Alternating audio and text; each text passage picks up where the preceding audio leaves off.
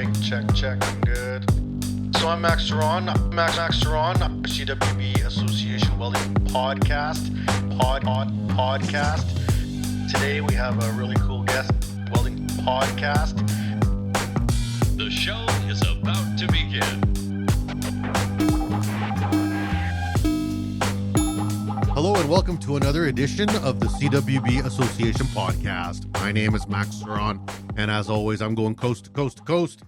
Find the stories out there in Canada and around the world for you, my faithful listeners. Today we have Connor McWilliams coming to us from Vancouver, which I would say sometimes is sunny, but most of the time is not. Connor, how are you doing today? I'm doing great, Max. Thanks for having me on here. You bet, buddy. So you told me you're in Vancouver. That's a big area and lots of little pieces out there. So where in Vancouver are you? Yeah, so I'm actually just based out of Steveston. It's a little fishing village about 30 minutes south of Vancouver there. And it's a nice little neighborhood. I mean, the homes are pretty expensive. You know, you're looking at about $2.5 million a piece. But if you're okay with that, then it's a nice place to live in for sure. Steveston's beautiful. The harbor's nice. They bring out the tall ships every year there at the port. My family lived in Richmond, which is right next door, for almost 20 years. So, I believe all Steveston technically is underwater right now. Yeah. And if there's an earthquake, those $2 million houses don't float very well. No. But it's real pretty. It's real pretty. It is really nice. Yeah, I'm dead basically if there's an earthquake. So if you lose me halfway through this, there you go. Awesome. So Connor, where were you born? Is that where you've always called home? Is that kind of the south side of Van, or? Yeah, exactly. So I was born and raised in Richmond and grew up in Steveston, grew up in low-income housing. So as you can imagine, it was a bit tough for us growing up. But, for myself, I think that's really what got me into the welding industry, right? Was growing up in that environment. So, in low-income housing, depending on what the situations were, I lived in low-income housing for a bit, and it's like, my dad was a tradesperson. It was always like an in-between place, but sometimes there's people that are there for life, and I mean, it is what it is. Mm-hmm. For yourself, what was your, I guess, what created that ambition for you as a kid to perhaps pursue a trade or get out of that environment? That's a great question. Yeah, so I spent 14 years from 5 years old to 19 in low-income housing. And for myself, I grew up playing a really high level of hockey. So, was training with some WHL teams. Used to train with actually captain of Team Canada there with Brent Seabrook for a little while, right? And when I was 16, my grandfather unfortunately passed, but he left me behind a chunk of money. It's about $8,000. And I had the opportunity to spend that money to join a hockey team for a year or to buy a Mustang. And as you can imagine with any 16-year-old, just went to the Mustang route. And, that's what led me down, going into trades. I just started working on the car and, got a new exhaust for it. And I was like, man, this is really cool stuff. And that's what inspired me to get going working with my hands. So did you have any trades background in your family? Any uncles, aunts, parents? Was there anybody that was like, hey, this is a good avenue for you? And if not, how did you find the trades? That's a good question. Yeah. So for myself, I didn't have that. I had quite the opposite, actually. So I had my parents who were encouraging me to stick with hockey and to go pro and, at least play pro in Europe or something of that sort. But, I ultimately didn't want to do it. Like, I'm sure it's a lot of kids' dreams, but it just wasn't mine. So I really liked once I got my Mustang in the car and just fooling around with it. And, I was fortunate enough that in some high schools, they offer apprenticeship programs where you can finish, a bit early. So I went in the automotive route and got my automotive level 1 service technician ticket. And then I started working over at Chevrolet there, and it was a great gig. And I managed to land an apprenticeship through them, which was nice because they would pay for all the schooling. But I remember just being at work and, trying out welding just on some of the cars. And I was like, man, this is awesome. Like, I love doing this. And, if I could get any sort of role that involved, like, just even operating a torch, like I was like, hey, and just an acetylene torch, like if I can just use that to bend some metal on a car, like pass it over. And that's where I started, looked into some programs and yeah, signed up for school and then went through school at about 18 for my level 1 for welding. Just got out of auto. So then you're still living in Steveston at this point because, following your timeline, you were there till you were 19. So you're working at Chevy, owning a Ford, which is fine. I own a Ford and a Chevy, and my Ford is a Mustang. So I've had 3 Mustangs now. This is my 3rd one. But there you go. You do the mechanic, you do the auto body technician. Did you not feel like that was your home, or did you just think that the welding portion of it was the coolest part of the day?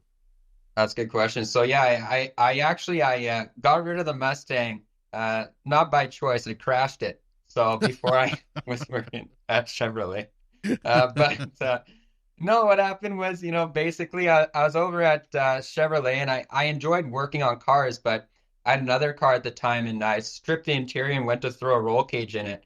Mhm. And, I was like, man, this is some bad stuff throwing in a roll cage. Like, it just felt so cool. So Mhm. I was like, why would I not hone in on this? And, you look at that too, and then you look at what does a welder make, in an oil and gas field versus what does, my future look like at Chevrolet making whatever, 70, 80,000 a year. And, that was just another factor. And I was like, hey, you know what? I'm going to go this route. And that's really what led me there. So what program did you take then? So, you started looking around trying to find something. What did you end up taking? Yeah, so I got my level C through BCIT, and right away, right out of the gate, I know some people struggle with getting welding gigs. I was fortunate enough, I just walked into some guy's shop. He was looking for welders. He said, hey, Connor, we got a project going on. We're building this FedEx warehouse. I think it's the main distribution factory over in, Western Canada, because it was huge, but they were severely behind their schedule. So when I went to him, I was like, yeah, are you guys hiring? And he said, yeah, when can you start? And I said, well, whenever. I just finished school. And he said, all right, you're starting tomorrow. So I went right into a gig 2 days after getting my ticket, welding 7 days a week, 12-hour days. And yeah, it was good fun and definitely a pay increase from working at Chevrolet, as you could imagine. So that was good. Yeah. So that's pretty fortunate. And I think a lot of kids right now coming out of programs, I shouldn't say kids or people, because lots of people are retraining right now to get into welding. A lot of people that are coming out now, I find that there's quite a bit of work. Albeit that there is some requirements of certifications now. Like, it's gotten a little trickier in today's welding world because there are tickets and qualifications that people expect. For you walking into a new warehouse construction build, I'd imagine it's probably like you needed your base CWB all position, MIG and stick, maybe a flux core. I don't know, just structural stuff, right? Yeah, absolutely. So I got my stick CWBs, and that was it. After that, I was smooth sailing, and I did that project. That was a 3-month project, and I went into ironworking following that with my stick welding experience. Mm-hmm. And I wasn't a huge fan. Just with the amount of rain that we get in Vancouver, I'd be, throwing some I-beams up and I'd just be getting electrocuted. So I wanted to avoid that. So I got out of there a couple months in. But yeah, it was a good experience. And I definitely recommend, getting your CWBs for whatever position you can get them in if, you're new to welding. And it'll help you significantly with landing a career, right? So makes it easier to start. Well, some trades are very CWB certification or qualifications dependent. Like you mentioned, the ironworkers. I worked with the ironworkers lots in my younger career, and I always tell young people, like, if you're struggling looking for work, get your all position stick and go to the ironworkers. Like, they'll throw you out there. You might not be welding all day. You may not weld at all for a few days, but it's work, and it's really good paying work with really good pensions and benefits. And don't look a gift horse in the mouth. Work is work, right? So. Yeah. But it is a whole nother thing. A couple months ago, I did see an article, and I actually got a phone call about it being like, they always study the shock hazards of electricians so carefully. Like how many shocks they get. If an electrician gets a shock on the site, they're Yeah. off work for like days. There's a whole like process of getting Yeah. back in there. And they're like, do welders ever get shocked on site? And I was like, dude, all the time. Yeah. But no one seems to care about us getting shocked. You know, electricians, oh no, take the day off. We're like with our hair standing up all day. But whatever, you know. I guess that's part of the job. Yeah, So, totally. So let's keep going down the timeline. You tried out ironworking for a bit. You know, they say Vancouver only gets around 70 to 75 sunny days a year. That ain't a lot. So that's a lot of rain. Now, where'd you go to from there? Yeah, so after that, I went into a shop where we were building storage racking. It was called RPAC, and it was a great place, and it was through a temp agency at that point in time. And you know, it was a nice gig. It was 410s. The pay wasn't that great, as you could imagine, going from, you know, working in the field with ironworking where you have lots of overtime to a shop role where it's, you know, basically 40 hours a week, maybe an extra day of OT sort of thing. So that was a bit tough. But at the same time, I got a call from the temp agency asking, you know, if I want to try another gig. And I enjoyed where I was at, so I told them no. But I told them, hey, I had a friend, he just got his C level. Can he join on? So he joined them. And then I called him. I said, how's it going over at this new place that I got you a job? And he's like, oh, it's going great. And I asked him how much he was making. He's making more than me. And I was like, man, I got this guy a job making more money than me. And I was like, what am I doing? So I elected to go. I said, hey, well, are they hiring? And, you know, I went over and applied and, you know, got the job. And that was over at a place. It's called Commercial Truck. And that's over in Delta. So, you know, again, about 30 minutes from Richmond or Vancouver. And we were building commercial trucks. It was a super cool job. You know, I was able to use my automotive experience and, you know, we were able to build all these trucks. I was getting a little bit of electrical work, some hydraulics, some welding. And yeah, it was a pretty good time. I loved that place. It's a good time. So where are you in your apprenticeship as you're continuing this journey? You know, you got your level C, but you're working a few more places. You know, the years gone by now. Are you looking to go back and finish off blocks? Are you looking to go towards that JP? So absolutely, I was definitely looking to get my red seal, and you know, I was put into a funny position because I was put in charge of this big contract, you know, as a lead hand, I guess. So I was managing, you know, 10 other guys, and I had to be there, right, for the company to make sure that that contract went through. And you know, at the same time, I wanted to get my journeyman. I was like, well, how am I going to go back to school? So it was one of those things where I just told them, hey, I'm going to go back for my B level. And, you know, if you can keep me on, great. If you can't, then I guess that's it, which is, you know, I guess you could say a ballsy move when you're living almost paycheck to paycheck at that point in time, right? Yeah. So I went ahead with it. And, you know, sure enough, they needed me there. So I was able to go and take my B level while working there, which was, you know, basically Monday to Friday, I'd be working 6 a.m. to 3:30 p.m. And then from 4 p.m. till usually about 9:30 p.m., I'd be in class doing my B level. And that was my routine for, I can't even remember how long B level was, 3 months, 4 months, something like that, right? Yeah, And yeah. No, it was a good time. And how were your skills going back to school? Were you still there? Oh yeah, absolutely. Absolutely. With the B level, the only thing that changed though is the TIG welding, right? So I got a little bit of TIG experience, not a whole lot. So it took me a little bit longer than the average person to go through that schooling. But you know, when I came back, I was like, man, I love that. You're not catching on fire. You're not really getting electrocuted too often. Like, this is the role that I want. So went and worked at this other shop. It's called Aggressive Tube Bending.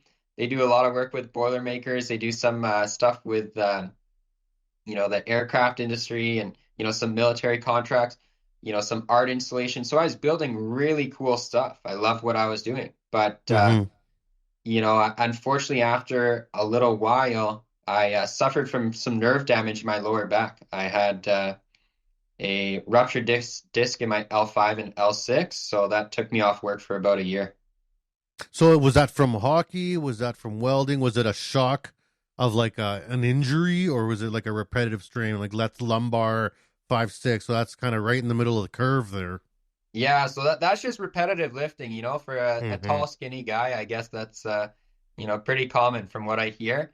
But it's just one of those things where you're in a fab shop and you're picking pipes up from the The ground, you're throwing ground, them on a yeah. stand and welding them up, and you're trying to save time, so you're not using the overhead crane and stuff like that. And that's basically what got me there. But Max, as far as that goes, I don't think that it was a bad thing. I think I was very blessed to have that because it gave me the opportunity to reach out to friends that were welding inspectors and say, "Hey, how did you get into this? What was the deal?" Right? So that led me into the next part of the career, which was nice. So you get the year to work on your health and rehab your back. Did you have to get surgery, or did you manage to skirt it without surgery? You know what? I got a cortisol injection. Have you ever had one before? Yeah, I have. Yeah, Yeah, and they hurt. and exactly. So, man, I had to get three injections like right around the same area, and I kid you not, man, my by the third injection, like my nose started bleeding, and I was about to pass out. Yeah. And the doctor tells me, he says, "Okay, you're all finished up." And I was like, my man, like I appreciate what you did, but I hope I never see you again in my entire life. Yeah. Yeah, So. I have had him for my neck because I blew out my neck and my shoulder, which is very common welder problem, is blown out left shoulder. I'm still going, like, it's for the rest of my life. I go to chiropractor. I was just booking it this afternoon for my left Yeah, shoulder because it's flares up. But I mean, you learn to take care of it. You learn what to do, but yeah, yeah, I mean, use the equipment, kids. You yeah, know? yeah, absolutely. That It was a cortisol bit. feels like fire going in. It's not fun. No, Like, no, it's not too fun. I went there that once and that was it. So mhm. yeah, that's as far as that goes. So you're sitting, healing, not working, reevaluating your life because you're like, dang, I don't want to be hurt all the time. This isn't cool. And you said you started reaching out to inspector friends. Now, are these inspector people that you met through the trade, or people that you went to school with that kind of went down that route? Yeah, so these were people that worked at shops with me previously. Hmm. I think it's a good idea for any welder to keep in touch with, all those people in the welding trades because you never know when a shop's gonna, Networking go is slow. everything, you know. Yeah, exactly, right? So reached out to him and he said, "Hey, just go and get your level one." And I went and got my level one inspector's ticket. And then when I went and joined them, they were just starting with the Trans Mountain pipeline there. So Hmm. went and hopped on that gig, and there's a ton of, as you could imagine, ton of certification needed and all that sort of stuff. So I was one of the only inspectors basically working there. And well, on this portion, it was spread 7B, which is in Hope and Chilliwack area. And it was a good gig, working basically 712s, but it was now at this point a lot more slacked. It was Desk just work, yeah, taking on more, documentation. yeah, taking on more responsibility, obviously. Hmm. But yeah, it was a nice gig. And then at the same time, as getting my level one, I really had an interest in going into finance. So, I actually went ahead and started getting educated a bit before that in finance, but got my tickets that allowed me to provide financial products during that time period. So what allured you to finance? That's not to joke too much about welders, but if there's one thing welders aren't very good at is holding on to money. Yeah. So like, I mean, and I'm basically quoting my life as a Yeah. welder, But Yeah. for a young guy who's welding and now inspecting, you have, for the most part, we get offered people to do our finances for us. Like most of our jobs have financial attachments to it to help us because we're notoriously bad at the money we make. Yeah. Um, so like I always told Yeah. people that, I've told welding students since I started teaching 10-15 years ago, Yeah. it's like we're like professional sports athletes, welders. We get paid a lot. Our work life might not be forever because Yeah. you don't see too many 60-year-old welders out there. It's No. kind of like a gig where you make a lot of cash and you try not to blow it. You try Yeah. not to let it slip through your fingers because you want to work yourself into a coaching gig someday, or an off the ice or an off the field gig. Yeah, That's yeah, like the dream sports career, right? You go play yeah, sports for 15 years, then you become a coach or an owner or whatever. I said welding's the same. Get out there, make your money, but work yourself towards a supervisor job or an inspector job or an owner job, yeah, right? yeah. Totally, totally. Absolutely, that's hilarious. It's definitely that route, right? Especially in oil and gas, where you're working Mm-hmm. lots of hours. But yeah, what led me down that route? I mean, first of all, I would say almost anyone growing up in low income housing is thinking, how the hell do I get out of here, and how do I make sure this doesn't happen for me and my family, right? So. Mm-hmm. Once I went into that environment where I was working 7 days a week, 12-hour days, I was making great money. I had no idea what to do with it. So I asked some of the other guys and I was like, what should I be doing? And you get that advice from certain guys, at least back then, when cannabis was starting to be legal. Oh, buy this weed stock and buy this Air Canada stock and all this sort of stuff. And I was like, well, okay, I'll try that out. And it proved to be a bit interesting. But growing up around Vancouver, I was like, you know what? If I just put my money in real estate, I'm sure it's going to go up in value. So around the age of 20, I just started purchasing rental property. And funnily enough, I had my mom who was willing to help me. She had been a property manager for about 20 years. Mm-hmm. And being like a true welder, being stubborn and not wanting any sort of advice or help, I was like, no, I got it sorted. I'm all good. I can take care of myself. And the first tenant happened to be an occasional crackhead who somehow forgot to pay rent on time, and I ended up losing about 12 to, I don't know if it was 12 or 15 grand in about 3 months. And then I was like, you know what? You're like, I should okay, probably, mom. yeah, yeah, yeah. Well, I should learn how all this stuff sort of works, right? So Mm-hmm. I just took some courses. I had no plans of getting into finance at all. Like, I was very happy welding. I loved what I was doing. It was a great field to be in. Um, so I just took random courses and, took them through a local college, eventually transitioned over to McGill. If you were to ask me the name of what courses I took, couldn't even tell you. It's been a little while now. But yeah, at that point in time, it really helped me a lot seeking that financial literacy with getting a better understanding of what I could do with my money. Well, and the rental game's a tricky game. I got some properties, and my wife's my property manager because I don't like doing that stuff. I'm Yeah, the fix it guy. I'm the fix it yeah, guy. I'm like, okay, something's broken, send me. I'll do that. But all that yeah, other stuff, man, I don't even want to know. Like someone else will yeah, take care of that. yeah, exactly. So, so what kind of stuff did you get? Like you said, you were able to sell products.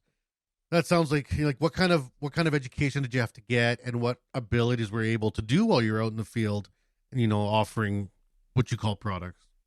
Yeah, so as far as that goes, I was very, very lucky in this sense that my childhood best friend, who also grew up in low-income housing, had gotten into finance. And so after going through schooling for finance, the struggle that I found was that I'd meet all these people that, could benefit from maybe changing certain things in their portfolio or, getting cheaper insurance, whatever it was. And I'd recommend it to them, but I couldn't ensure that that actually took place, right? That's what Mm-hmm. I found was that, okay, I'll recommend this to you, but hey, it's not happening for whatever reason. So I needed to actually be able to help them make sure it happened. So I asked him, I said, what licenses do I need? And he said, you actually only need two licenses. You need one's called the CISC, the Canadian Investment Funds course. Teaches you all about Uh-huh. investments in Canada, allows you to sell mutual funds if you ever chose to, or manage Uh-huh. your own. The other one is an LLQP, Life License Qualification Program, that allows you to sell insurance-based products. Both courses honestly take around like 50 hours to complete. It's not a ton of time, which is surprising. But Uh-huh. those are the two licenses that I got, and from there I was able to help people, with a lot of their financial problems. Now, did you find that market is saturated? Because, like, I'll tell you, like, as a kid coming up in Canada through a variety of demographics, financially and culturally, there's a lot of people that turn to selling finance and insurance as Mhm. kind of a temp gig. There's a lot of people that kind of fall into what I would say is like the big insurance companies Ponzi scheme, where they bring in someone young, give them a little Mhm. bit of training, give them a little bit of licensing, but really what they want is all that young person's contacts. They just want to Yeah, be able to grab everybody out of your contact list, yeah, and then they don't care about you no more. And I've totally. had lots of friends over the years fall for that and be like, "Oh, I'm an insurance guy now, or I'm selling stocks now." And it's like, are you really, or are you just working for a company that's flipping you a little bit of coin so that you can give up your contact list? How did you Yeah, compete with that? totally. So I think, whatever career, whatever field you go in, your success ultimately is usually defined by the people who are realistically giving you advice or giving you a game plan to follow, right? It's Mm-hmm. so for myself with my childhood best friend, like I was just fortunate. Like I said, he happened to be someone who was making $500,000 a year profit, right? So obviously he's able to give me a more solid blueprint in terms of, how you go out and find clients and things like that. But definitely that was one of my concerns, right? So I started actually on a part-time basis in finance. And once I was able to match or get close to the income I was making as an inspector, then I was able to make this transition over to full-time in finance. So were you doing both jobs for a while there? Yeah, absolutely. I was doing inspecting and I was also doing a bit of advising on the side, but that was definitely a difficult time in life. Maybe helping a person or two every month or so, right? But just family and friends, and definitely, man, there is a lot of that going on where those insurance companies will go ahead and try to, get all those contacts from you. I mean, if you look at recruiter positions for those insurance companies, they pay, around 200 grand a year, right? Mm-hmm. So Mm-hmm. obviously they're doing what they can to, no other way to really put it, but bleed you dry of those contacts, really. Well, and I think that's how they make their living. Like, I mean, it's an old game, right? It's been around Yeah, for as long as money's been around, really. Like, yeah, absolutely, absolutely. But you know what? With that said, as far as that goes, I think that still in Canada today, there's a lot of people that could benefit from gaining access to financial literacy, right? So, mm-hmm. Mm-hmm.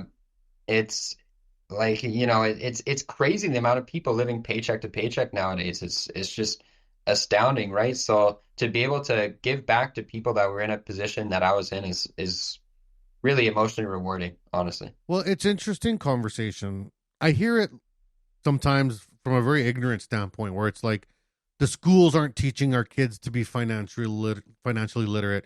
The schools aren't teaching our kids about finances or taxes or saving or their budgets. And it's like, what's wrong with the school system? It's like, okay, well, first of all, check yourself. The schools never taught that. Yeah. That's not something that ever existed.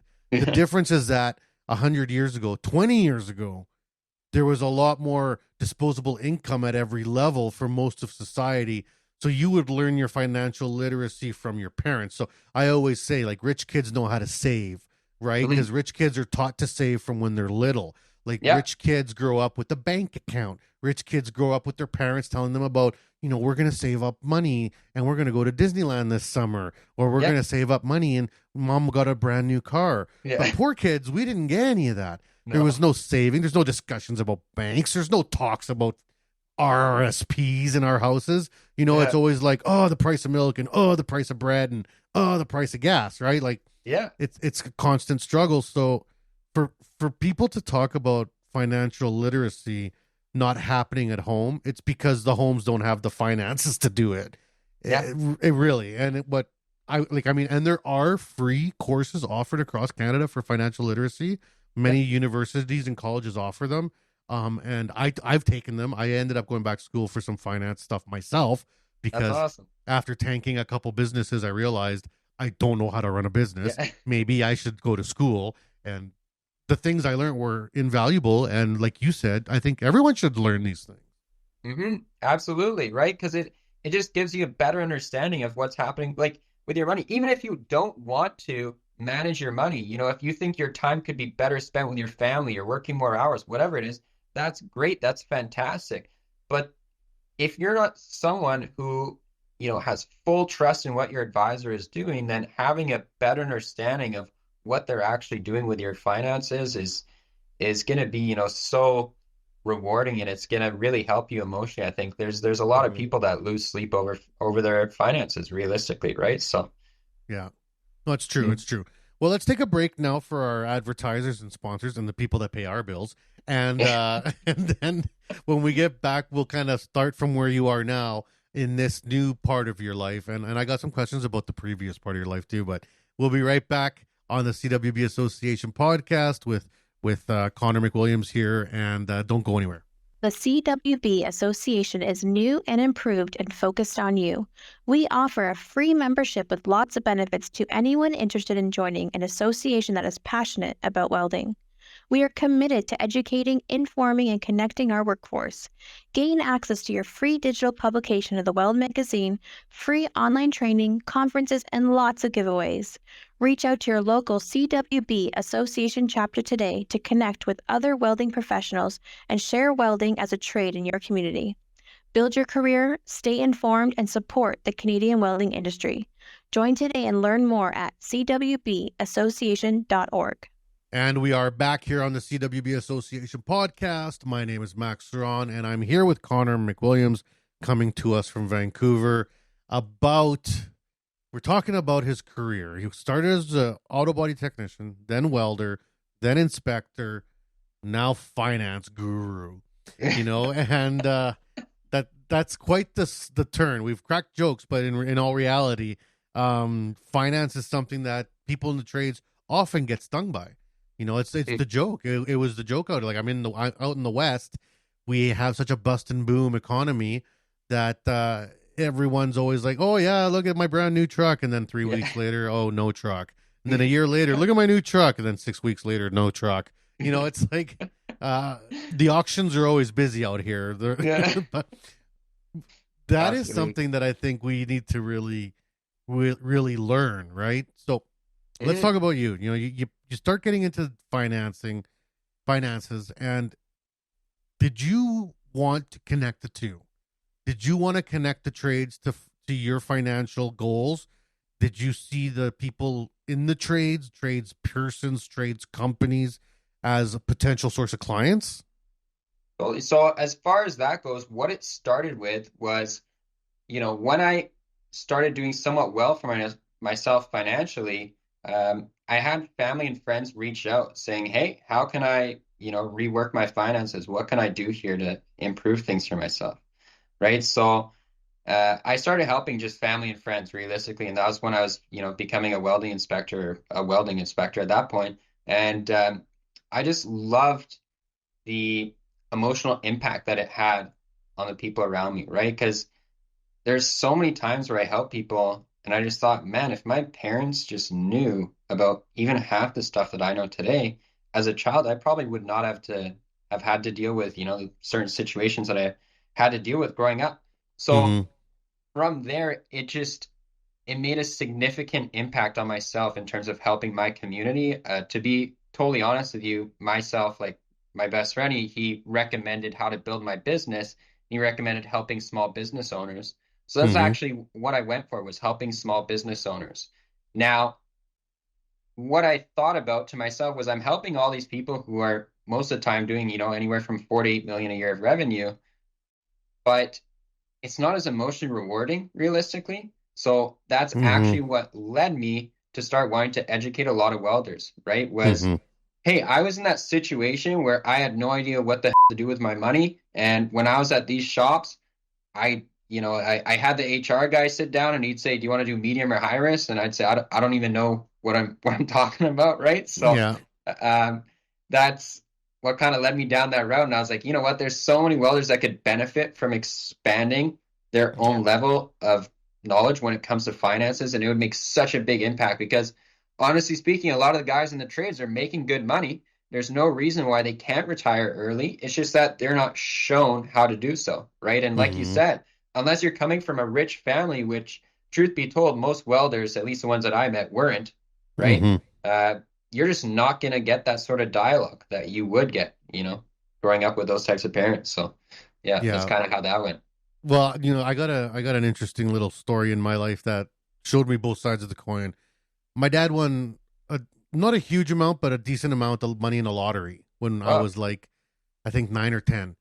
So we went from like, a very different part of the city to a very nice part of the city. Yeah. And I started a new school over the summer, and I was in this, brand new school with really good computers and a really nice library and digital clocks. And it was like not at all where I had come from as a kid.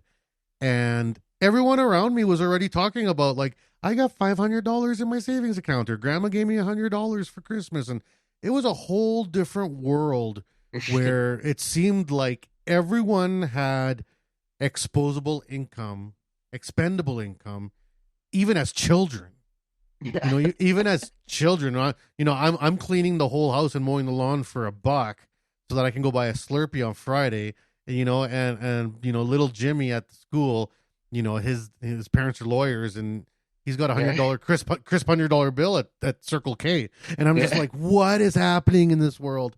But that kind of was good for me because it taught me that, there's a lot I don't know. There's a lot about this money, and it put a fire in me young that I want to not have to worry about these things anymore. I don't want to ever have to worry about, the price of milk. Screw it. I just want to, if I want milk, I'm buying milk. I don't care if it's $2 or $6. I'm getting the milk, which, years later, I asked a mentor of mine, how do you know when you're happy, like financially? Because it's a never ending game. It's a rat race, right? Like you can run forever. So when are you happy? Like what is your measure of happy for making enough money? Because some people I know are very happy at $70,000 a year. Like they are, content. And then I know people that make $250,000 a year and they're still chasing the tail, right? And this guy says to me, you've made it when you don't care about the price of gas or the price of groceries. When you just go to the gas station and you don't pick one because it's a cent cheaper, and you don't pick a grocery store because they got a sale. You go to that one because it's got the best meat, and you go to that one because it's got the nicest car wash. And I was like, that's a really interesting way. But what he was trying to say is that it's about your personal choice. What are the personal things in your life that you consider necessary? And if you have them, you're good. If you're not, then you're not, right? Totally. Absolutely. I think that's a great question to have. And, it's funny you asking that because I always ask others, what's your definition of financial freedom? But I've never had someone ask it to me. So but, as far as that goes, with that question, I've had many points in my life where, I, like I said, grew up no money, had months where, making, as you can imagine, like a pretty large, substantial amount of money, what someone might make in a year, just in a month. But what I found was that once you reach the point, at least in my experience, of making around $10,000 a month, you can most likely cover your expenses, cover the expenses of your family, not really worry too much about, like you said, getting gas or, where you're going for food or things like that. But anything past that, what I've found is that your lifestyle doesn't really change all that much. It's, it's just a nicer restaurant. It's just nicer clothes. It's a nicer house you live in. It's a nicer car. So, once I was able to attain that $10,000 a month mark, after tax, that is, I was, pretty happy with the way things were going. And, but, then again, financial, independence or your financial goals is different to everyone. But I think in today's day and age with, how everything's going, I mean, in a recent survey they did, 86% of Canadians say inflation is the biggest issue in Canada right now, right? 46% say they're doing worse than what they anticipated doing this year. I mean, gas prices up 5.6% last year, right? Food prices 22.5% last 4 years, right? It's becoming crazy to be able to afford things. Most people's pay is not matching inflation, honestly. Yeah. Right? And I remember when I was coming up, yearly raises were based on a minimum of inflation. That was like an industry standard. If inflation was 3%, you'd get a minimum 3% raise plus whatever bonus for your good behavior or good work. And then somewhere along the line that got dropped, and it was like, why would we stop keeping up with inflation? That doesn't even make sense. Yeah. Totally. It's so interesting to see. I agree completely, right? And with that said, with the issue, I mean, in the last 6 years, with certain people in positions of power, it's definitely been a lot more challenging for most Canadians. For example, Canada Pension Plan, which is what most people pay into, what most people rely on. I don't know if they know this or not, but the amount that you're paying into it has actually increased, right? It's gone up. It used to be 4.95% of your paycheck annually, and it had been that way for about 30 years. In 2018, it started increasing year over year. It's now 5.95%. And it's crazy to expect that to cover, the expenses for Canadians who are retired, because as far as that goes, what's the most amount of money you can earn from that? About $1,280 a month max is Yeah, yeah, CPP, right? It's sad, and I really wish that there's a lot more education around the topic. But I mean, hey, that's why I'm here, and that's what yeah. I'm trying to do, Both my right? parents are retired. My dad was a boilermaker his entire life, Yep. and he hated financially how he retired. Like it didn't go at all like it was supposed to be. Yeah. He put all his money into RSPs in the 80s and 90s because every person in Canada was told to put all their money into RSPs for like 30 years. And then 2008 happened, then 2016 happened, then 2019 happened, and everyone's RSPs were worth nothing. Yeah. So I remember him telling me after he retired, he's like, "Don't believe anyone."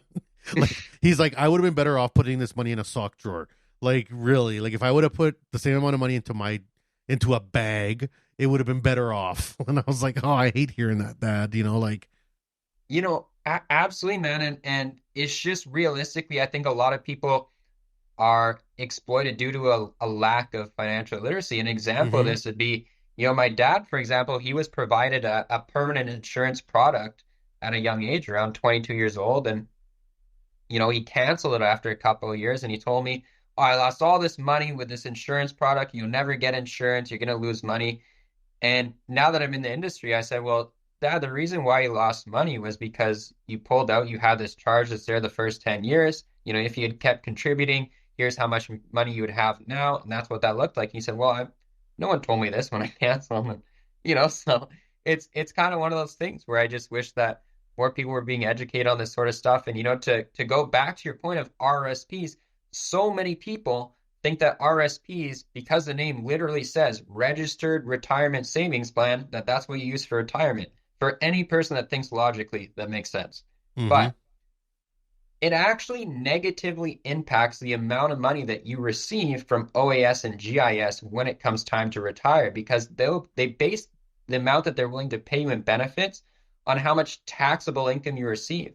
So if you're getting benefits from RSPs or pensions, then it's actually going to hinder the amount of money the government's willing to give you in retirement. Whereas if someone had gone with something like a TFSA, for example, you could be making, tons of money for a TFSA on a monthly basis, and it would have no impact on those benefits the government are willing to pay. And, as welders, most people are making a great income, and it sucks to see that happen because those people have paid those taxes for hmm things like OAS and GIS. I mean, welders mostly realistically built the country. Almost everything nowadays, home, whatever it is, had an involvement of a welder. And hmm it's sad that those same people are then not taken care of, right? Yeah, yeah. Like I mean, I went into property too. Like everyone always said, like at the end of the day, nothing is more valuable than land. So I've taken that to heart, and that's kind of where I've started looking. And I have I have a philosophical distrust of money. I think Yeah. that currency within itself Yeah. is the last step and the weakest point of any transaction. You know Yeah. what I mean? So Yeah. it's easy come, easy go. As simple as the saying says, you gotta be careful. And like, I mean, I have a financial guy here in Regina.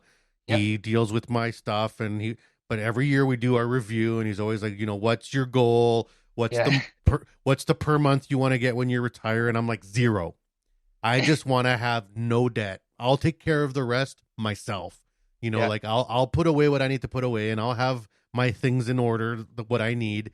But all I want on the day I retire is a lump sum for me to put bows on the things that I have going on, and that's it. I'll never see you again. Have a nice life. Like Yeah. he thinks I'm crazy, but hey, I feel like if I tell someone I want a monthly, something will happen and it won't happen. Like, I mean, I don't know. I just don't believe it. Or I'll be that guy that's like, yeah, I retired and die in 2 months or whatever, something stupid. Like, no, forget it. Just big lump sum. That's all I want. Thank you very much. Yeah. Yeah. You're probably thinking this Exactly. guy's dumb, but Yeah. No, not at all. Not at all. And to be totally honest with you, Mac, even myself, you experienced that with your parents, with, your dad's saying, RSPs aren't the greatest and all that sort of stuff. Myself too, we had similar experience in my family. My mom, she had a car crash and wasn't working for 5 years, so she got 5 years of salary all at once. It was like a $250,000 settlement. Mm-hmm. And for people that don't have financial literacy, that's very large. I mean, even people that do, that's a large Very amount of money. dangerous. Yeah. Yeah. And we went and talked to the bank, and I won't say which bank, but we she qualified for private banking, which is, if you have a certain amount of assets that you hold, you qualify for private level banking, which is where they can provide you, ETFs, individual stocks, all different investment products that are, doing usually a lot better than what you receive at a branch level. But the products that she was put in were bringing about like 1.5% per year, right? And It was like it's less like, than a well, checking account. yeah, really. And I was like, this is, at private level banking. It was mind blowing. So that Yeah. definitely motivated me to go and do that. And I hope that more people do what it is that you did, and went and sought that advice. And as far as getting debt free, totally, that's a big thing, right? There's so many Canadians nowadays. I mean, 40% in a recent survey they did from the Financial Consumer Agency of Canada, about 40% of Canadians are worried about their debt, right? Which is a Mm-hmm. huge percentage of the population, genuinely. Well, and then it's a big risk for welders, especially young welders. You're going to come out of welding school first year, you're going to make 50, 60K, then you're going to start climbing. Banks are going to notice. And then you're going to start getting those letters. And I remember Yeah. being in my early 20s, and I would just literally get credit cards in the mail with $10,000, $15,000 limits ready to go. And that's extremely tempting. Yeah. Like you go to Canadian Tire. Oh, all of a sudden I have a Canadian Tire credit card. And then I got a WestJet credit card. And then Yeah. I got a Costco credit card. And then it was like, okay, like relax. I remember being in my mid 20s, coming up on 30, and I had a stack of credit cards and I didn't apply for a single one. You know what I Wow. mean? Like they would just show up in the mail. And that's really dangerous for a young person that's, new to making money. And especially like you're going to have a family, you're going to buy a house, and then you're going to have a stack of credit cards on your back. Like I haven't been able to get my credit score over 700 like in 20 years, man. Like, Yeah, yeah, absolutely. So there's a lot of things that affect credit score, and it's funny that we deal with these issues because if you go and mhm. travel to other countries, like for example, in Iran, I mean, they're not an example in any way for a lot of things, but when it comes to finances, like if you're in debt, you go to jail. That's it, right? So Not not allowed. not a lot of people in debt over there, right? Yeah. I personally believe that, Canadians, well, North America as a whole is really taught to buy. It's a consumer-based Yeah. society, right? Capitalism is based on debt, a large part of it, right? Totally, right? Like with banks, for example, with the money that they print. I mean, for those that don't know, whenever you do deposit, let's say $10 into a bank, they're actually taking $9 from that and they're giving it to someone else. They're lending it out, right? Mm-hmm. So they're basically printing money based on what you put in. So it's very crazy. And you mentioned, the impact of other currencies. I mean, for myself, with my Airbnb business, it's based out of the US, so I get paid in US dollars. And whenever I'm looking at things here and I have my earnings for my Canadian business, I go, what the heck? I can't really afford much in terms of Mm-hmm. USD, right? It's crazy. You go to anywhere, well, not anywhere, but most places in the US, like for example, Dallas, where I have some Airbnbs, and the things that we purchase, restaurants, whatever, gas, it's around the same price. It's just that now it's in US dollars. I'm like, what the heck's going on? Yeah, I yeah. just Well, took like a I huge remember pay being cut. able to go to the US and spend lots of money down there, and it was like a viable place. Now I find the US to be, if not more expensive, the same as here. I'm not getting any deals down there no more. And Yeah. housing, yeah, you can still find some nuggets in the US that are neat, but it's been pretty picked over at this point. And I mean, I'm starting to invest back home in South America because it's like finding the next markets, right? Like Yeah. it's like where can I go to look for, I guess, those, I don't know what I'm like, no, I don't want to say backdoor deals, but like you want to get a one up, you want to find the next great thing before somebody else finds it, right? Absolutely. Absolutely. Totally. Yeah. And so many people are trying to do that. I wish that the government would have a larger role in making it easier for people in terms of real estate, for example, to get a permit just to build a property in Vancouver, it's about 50,000. For that same permit in Texas, it's about $500, right? So there's Yeah. so many of these factors that come into play when you're looking at, the state of the Canadian economy. And I think a lot of people, with raising taxes like they did with capital gains, they just rose it up, to 66% or 66.67.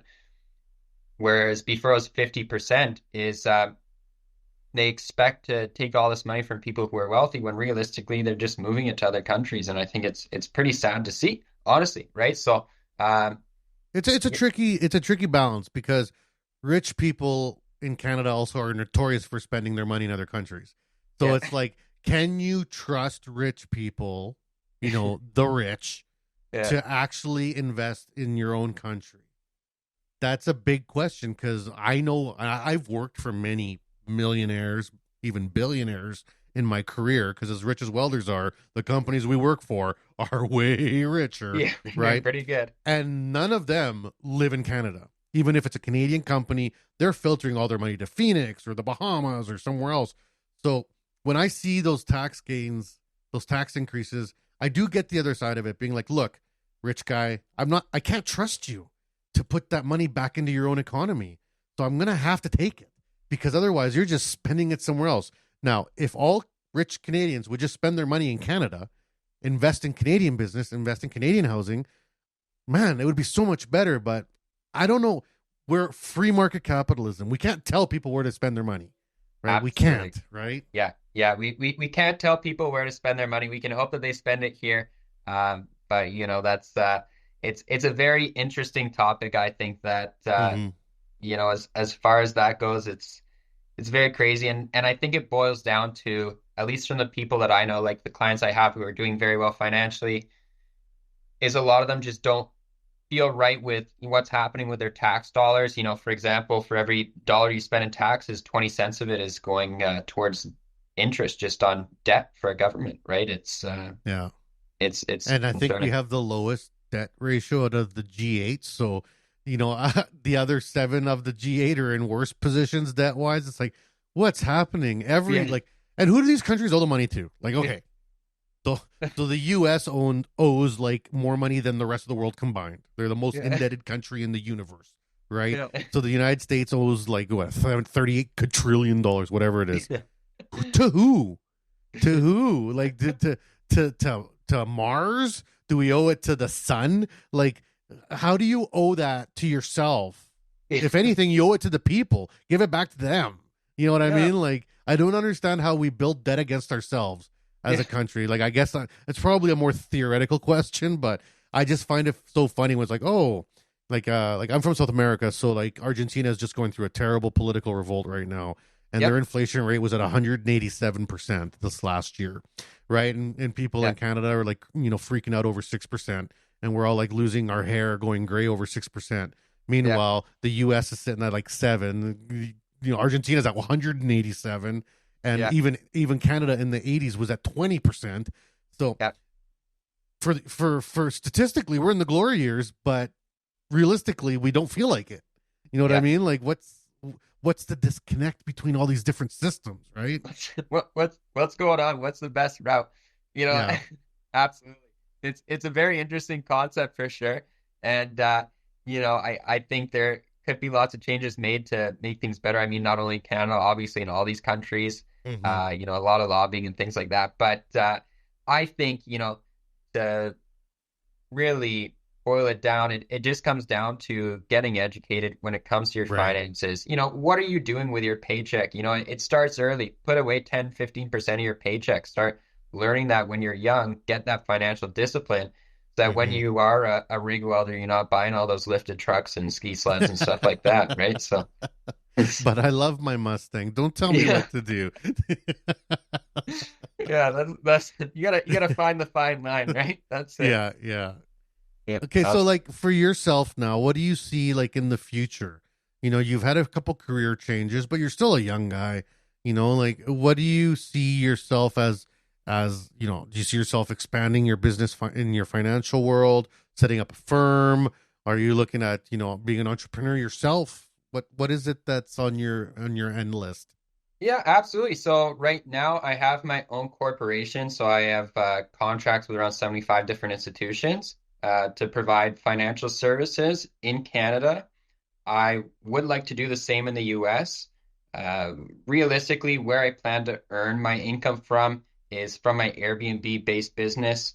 It is operating in the US, and I just plan to expand in the US through that business, using things like debt and all those sorts of tools to help myself out in that regard. But Mm, I really love the campaign that I'm currently doing to, help welders. That's what I do with a lot of my spare time. At this point in time, the Airbnb stuff is mostly passive, maybe 3 or 4 hours a month at work, something like that. But it's very passive. So rather than just sitting at home and, dwindling my thumbs and, just looking at walls and whatever, being bored, I would rather, do something where it feels like I'm helping out.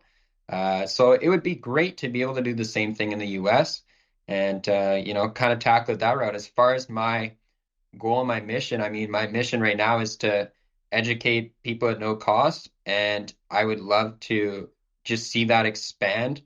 In terms of a number, I don't really have a number in mind that I would mm-hmm. like to help. I just want to see everyone get help. I don't know if you've seen those, Max, but they did studies about if you want to become a doctor, what your financial outlook looks like versus going the trades. And I'll tell you what, man, like if people do it right, the trades is 110% the way to go.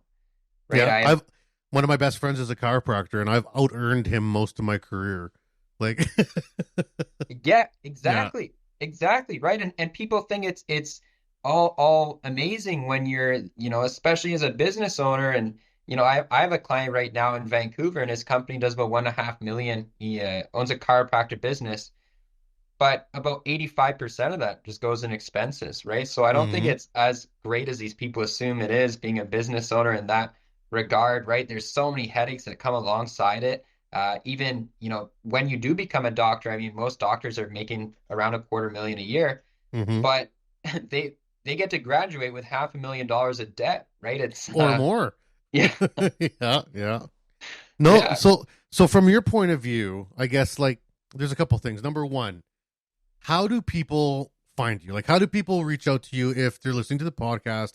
They're young or old welder, doesn't matter. You're somewhere in the trades journey and you'd like some financial literacy, some education. How do they find it? How do they reach out to you? Absolutely. So advertising in Canada has proved to be a lot more expensive than it is in the US. Um, There's also a lot more rules and regulations around that with finance as a whole.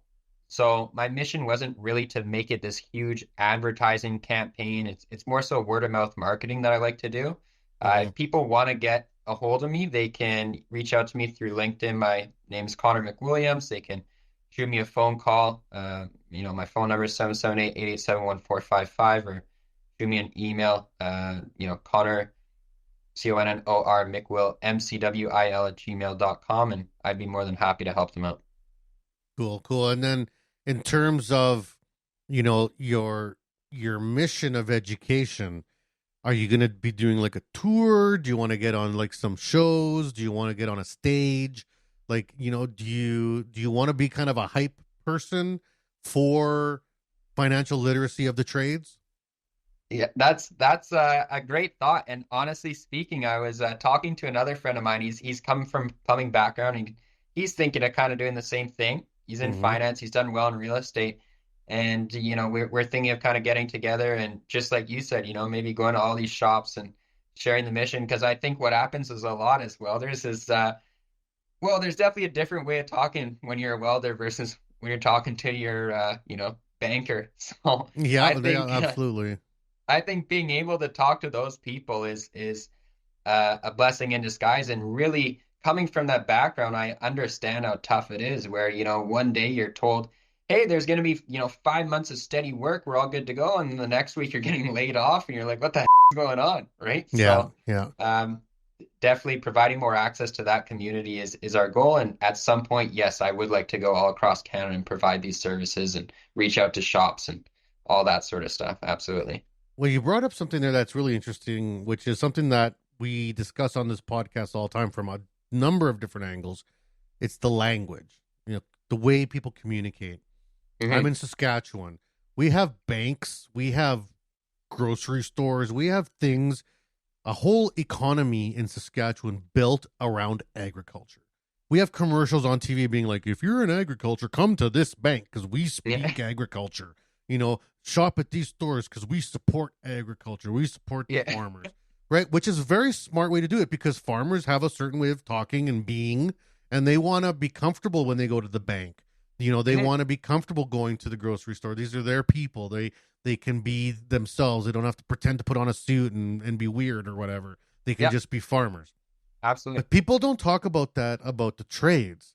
Like what bank do trades people, you got a guy who works or a girl that works 12 hours a day, 7 days a week for months on end. They get maybe a couple days off every few months to go hang out with their family and their kids. And they got to take a 1 hour trip out of that short time off to go to the bank and talk finances. And you know what? It's not comfortable. You don't feel good about it. You don't feel like you know what you're talking about. You don't feel like you're even welcome there because everyone around you is all clean cut and squeaky clean and all Yeah. businessy. And you're in your burnt up hoodie with your work boots on and your ripped jeans, and they look at you like you're kind of like, oh, what are you doing here? Meanwhile, you probably make more money than every person in that bank. I Yeah. remember feeling frustrated about that all the time. People look down on me. Oh, he's tattoos. He's got piercings. He's got long hair. Look at this grubby guy. It's like, yo, I make more money than literally everyone in this building, right? Yeah. So that language is a barrier, right? It's a Yeah. barrier because tradespeople sometimes don't feel welcome in these establishments of finance.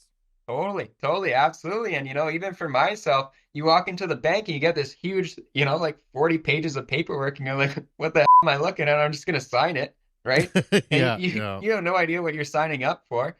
And a lot of that comes from, being made to feel like you just said, like you're almost an alien walking to a place where you're not welcome, right? So creating that environment, well, where, hey man, I came from the same background. I totally understand how it is in the trades, right? Mm-hmm. It just makes people a lot more comfortable. And, as far as getting access, I do everything through Zoom, right? I mean, I do have an office in Vancouver, but I like to go there once a week, try not to drive in downtown, Mm-hmm. all those one ways and traffic and all that Oh, good I know. stuff. I know. Yeah. Yeah. And so I'll run meetings through Zoom, and it's I don't have any sort of set schedule. Like I said at the start, I just work those blue collar hours in a white collar job. So usually doing 7/12s, but I mean, doesn't get too tough. I mean, the toughest part of my day is adjusting the air conditioning, right? So that's about it. Yeah, yeah. Yeah. We've already gone over an hour, but I actually want to touch on that point too because we talked about that before we started recording the show, and I think it's a neat thing to discuss because it's something that a lot of blue collar people think about and are kind of scared to do. But for you, was it a hard transition going from a blue collar lifestyle to a white collar lifestyle? Because I have my views on that too. So like I'd like to hear yours. Totally. I think the biggest thing is almost like an identity crisis that happens right at first, where you go, man, I never did well in school. I went into welding, at least for most welders, right? Or I just got my tickets and I don't know how I could do this. And I would say the best way to make that shift is reach out to people who are leading lives that you would want to replicate, right? With myself, that's exactly what I did. I asked Mhm. someone who was living a life where there were certain areas where I wanted to duplicate. Right? I said, hey man, how do I do all this? How do I get involved in this? I don't think it matters at all what you go into. You could be freaking selling pickles, and as long as you found a mentor that did well selling pickles, you could probably duplicate the same results. Mhm. Right? So I would say reach out to those people. A lot of them are a lot more willing to actually communicate with you than you think. Even like with my Airbnb stuff, man, to be totally honest, I had no idea how to get into the US for Airbnbs or any of this stuff. And there's this guy on Instagram, and I just shot him a message, and he makes, like $2 million a month. I was like, hey man, how do I do this? I'd like to do it. That was it, right? Now he Mhm. helps me in all that stuff. So I think that helps a ton, and that's why people get business coaches. But yeah, go into that, make that shift.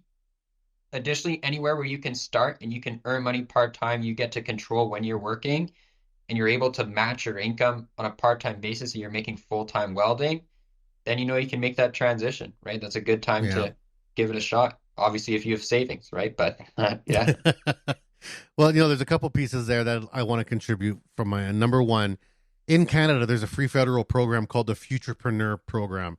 If you're a young entrepreneur in Canada looking to switch careers or start up a business, there's a government grant, and part of the grant comes with a mentorship matching where you get to actually, if you don't have one, they'll find one for you.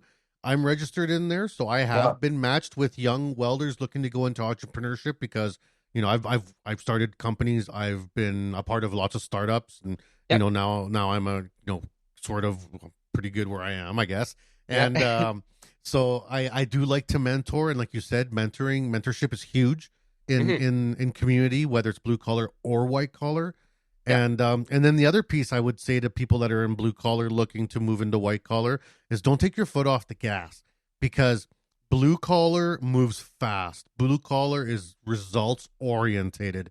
Blue collar is about meeting deadlines. Blue collar is about these parts got to go out the door because people need them, and that's that. When you Mhm. get into white collar world, it's a lot of BS and a lot of bureaucracy and red tape and people spinning their wheels and people having meetings for the sake of having meetings, and it's a whole lot of stuff that Oh yeah, you're going to be able to power through if you keep your blue collar mentality going into white collar. You're going to work circles around people, and you're going to do things faster, better, and on time, because yeah, that's what blue collars trained to do. We're yeah, trained to do that, at all, like get her done. yeah, And white collar is not like that typically. So yeah, you're going to have a bit of a fight when you get into white collar, because some people are not going to like that movement. Stick to your guns though. Keep your Mhm. pedal to the metal. Keep the same attitude. Like myself, I still get up early every day. I don't have to because I have a white collar job. I can make my own hours, but I kept my schedule. This is a schedule that made me successful before. Why would I stop? Why would I yeah, change that? yeah, So what if the other people in my world only work 4 hours a day or 6 hours a day? Not me. yeah, That's not my shtick, right? So exactly. and then it's like, wow, how did you get all that done? It's like, well, because I got it done. Like, I mean, Yeah, that's because that's what I do, right? Like, I yeah, mean, I like to be able to work circles around people. I always have, even in blue collar. I liked being, a good, fast, clean welder. Well, now Mhm. I'm a good, fast, clean paper pusher. Yeah. Like it is what it is, right?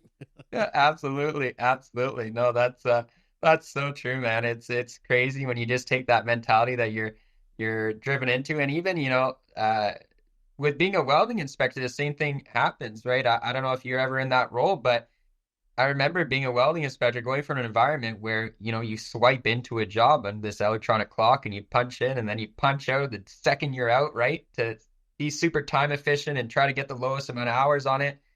And I went into welding inspecting, and I'd be doing, inspections in half the time it takes normally. And they'd be like, "What are you doing?" And I'm there, hustling, busting my ass, like hopping under this crane or whatever. And they're like, just slow down, right? Just Like, no. slow down. I was like, "What? How do I do that?" Like, what's the deal, right? So yeah, it's definitely an interesting change. But I think, oddly enough, with being an advisor, it's funny that I would say this, but I don't think life is all about money. I think it's about becoming the best version of yourself. And I think if you're Hmm. someone that wants to explore that side of yourself, go and try it out. Get yourself someone like yourself who helps other people who are welders go into those roles where they can be self-employed, or at least try it out. Just show them the path, Hmm. and reach out and ask for help, and through that you'll just find a new self-identity realistically, and I think that will stay with you longer than any you know financial freedom would really have an impact, at least on your Yeah, life. it's true. And don't fall for imposter syndrome, everyone. We all get it. I still get it. I'm almost 50 years old, and and there's still days that I wake up and I'm like, what the am I doing here? I used to just burn Yeah. rod for 8 hours a day. Yeah. How did I go from burning rod to this? But don't let your own mind grenade you, right? Like, just push through, stay confident, right? Totally, totally, absolutely, absolutely. And the people that usually doubted you at the start are the people that usually come back to you and ask you for the most amount of help. That's what I Yeah. found, right? I get all those texts, Connor, what credit card do I get, right? And it's like 3 years ago, you were telling me, like, who are you to become an advisor, right? So it's like, yeah, it's funny the way it goes. Yeah. All right. Last piece of advice here for the people. what would be a first step? You listen to the podcast, you got a little bit of inspiration here to try to figure out your finances, whether it's you or not. What would be the first step someone should do just to start getting their head wrapped around this?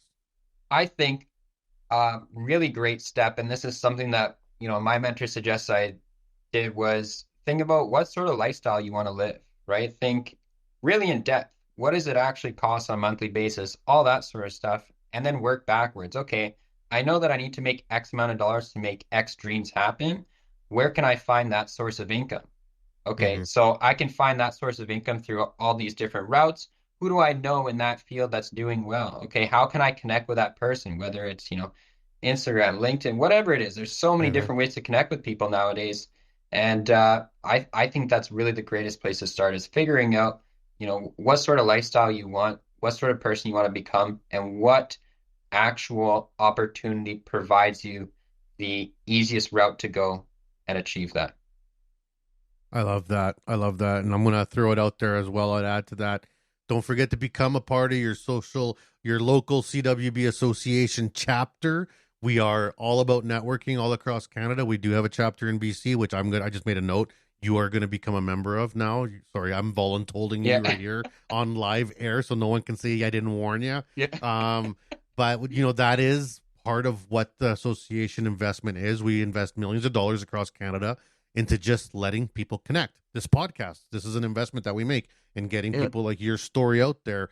And we have chapters in every province across Canada where we have like-minded individuals that support each other. That's all it is. Volunteers supporting each other, and they're funded by us here at headquarters. So, that's the type of people we want to get together, and I'm pulling you into the network, buddy. You may want to or not, but you're going to meet a lot of welders. So that's part of what happens when you come on the podcast. Yeah, it does. Yeah, it's in the hidden fine print there. It's like when I go to the bank, I never know what I'm actually getting. Right? All right, well, we're doing it. Yeah, we're doing it. It's awesome. Going to be good for you. I love it.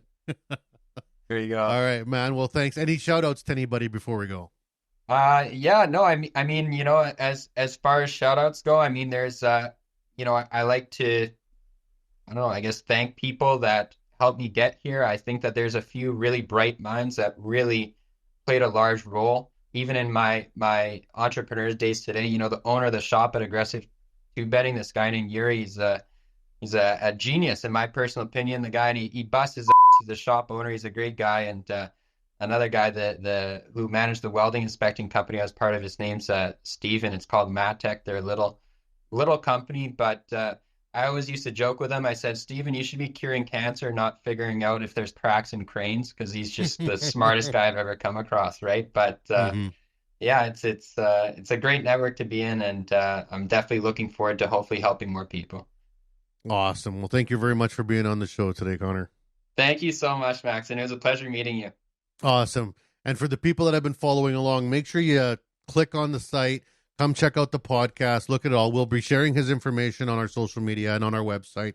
Become a member of the association so you can get in contact with these type of people through our network. And as always, keep commenting, downloading, and letting us know what you'd like to see on the podcast. We're always looking for great stories. So, it's the people and it's the community that make the podcast as successful as it is.